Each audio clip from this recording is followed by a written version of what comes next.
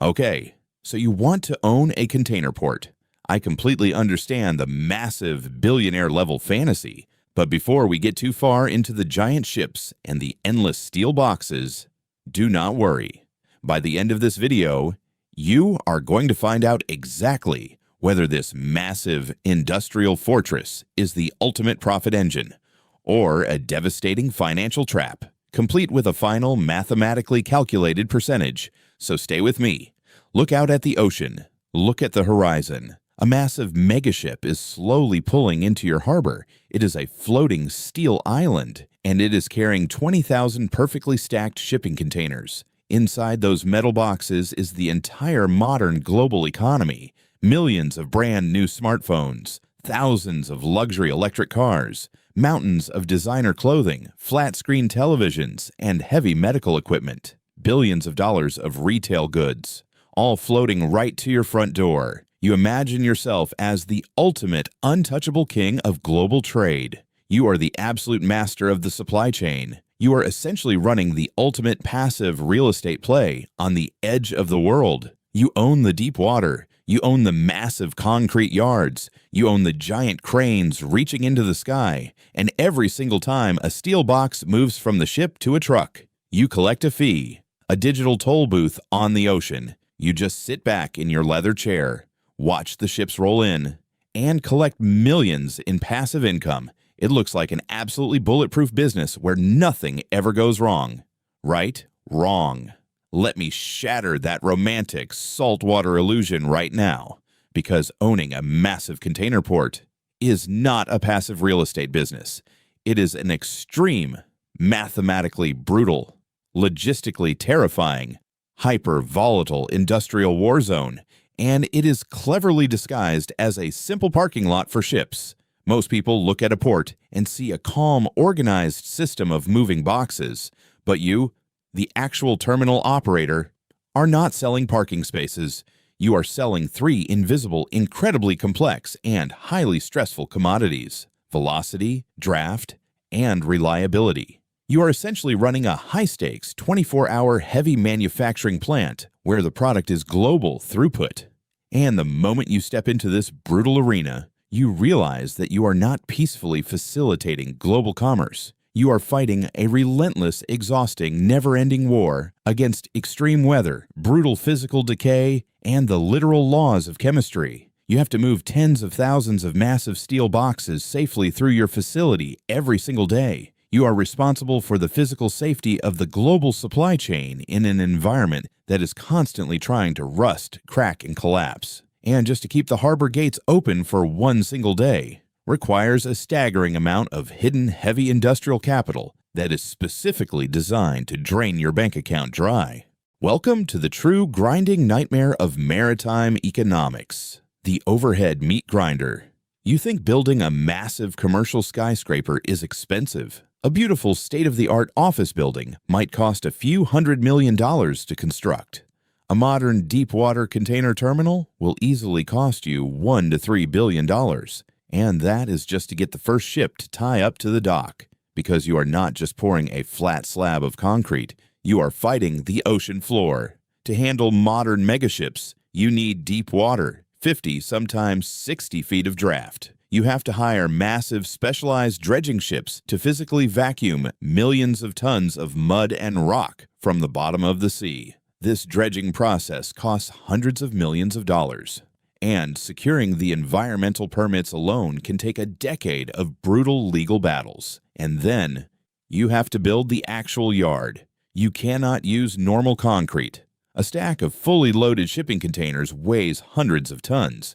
If you use standard paving, the ground will literally crack and sink under the immense pressure. You have to engineer hyper-reinforced, industrial-grade concrete slabs that span for hundreds of acres. But the true financial vampires are the cranes, the ship-to-shore, or STS cranes. These are the massive mechanical beasts that reach over the ships. A single modern STS crane can cost between $15 and $30 million. And to operate a major terminal, you need 10, 15, or 20 of them. That is $500 million just in lifting equipment. But here is the devastating, counterintuitive catch of the maritime business. Every single piece of multi-million-dollar steel you buy is instantly under attack by the most destructive force on the planet: salt water. The ocean breeze is completely saturated with salt. It aggressively eats your cranes. It corrodes your automated guided vehicles. It destroys your electrical grids. You are trapped in an endless, suffocating cycle of extreme physical maintenance. You have teams of industrial painters doing nothing but fighting rust every single day of the year. If you ignore the rust, the structural integrity of your $30 million crane fails. If a crane collapses, someone dies, your port shuts down, and you lose millions of dollars a day. You're forced to replace steel ropes, massive industrial tires, and heavy diesel engines constantly. You are making money, but every single dollar of profit has to be violently thrown right back into the heavy machinery just to keep the terminal from turning into a massive, worthless, rusted scrapyard on the edge of the sea.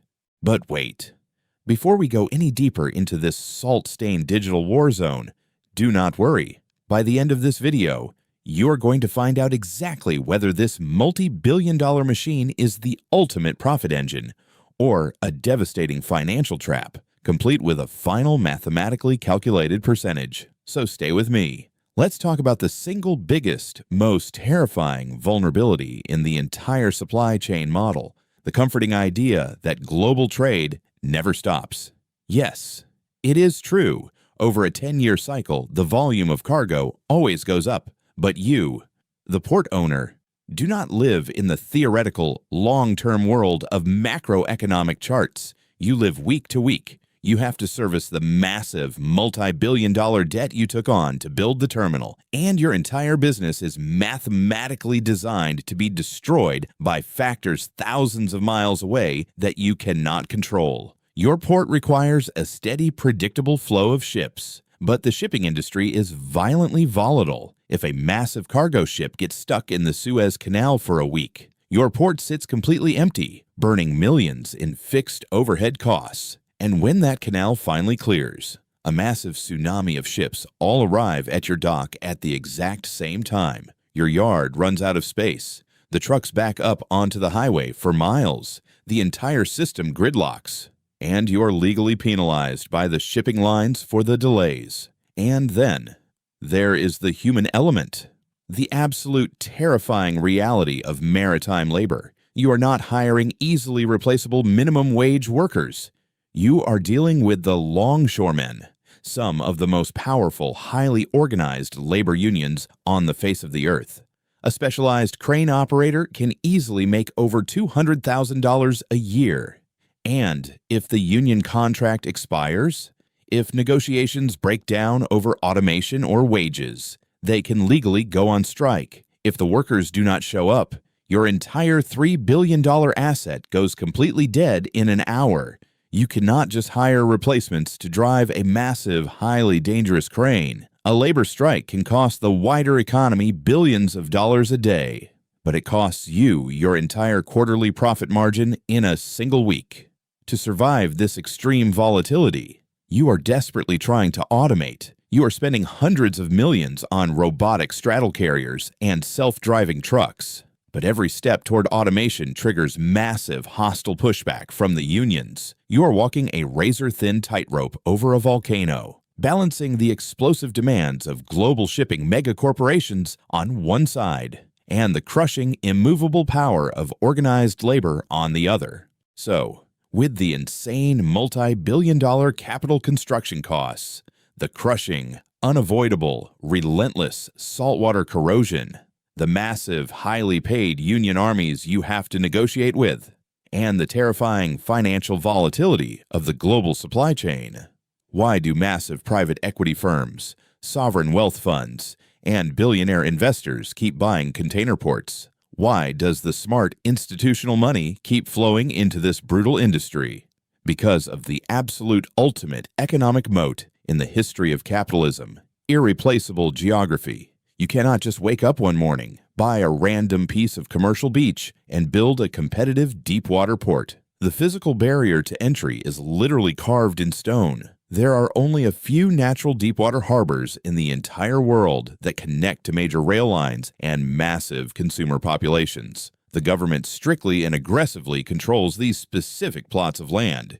They issue concession agreements, usually lasting 50 to 99 years. If you actually manage to secure a concession and build a fully operational terminal today, you hold an artificial, geographically locked, government-backed monopoly. You have an invisible physical barrier that stops anyone else from ever competing with you. If a megaship needs to unload in your region, they have no choice but to pay your rates. They cannot go to the port next door because the port next door does not exist. The smartest operators know that they hold the ultimate hedge against inflation. When the price of goods goes up, global trade continues, and the toll booth keeps collecting. They hold the physical keys to the actual physical economy. So, is owning a massive container port a profit or a trap?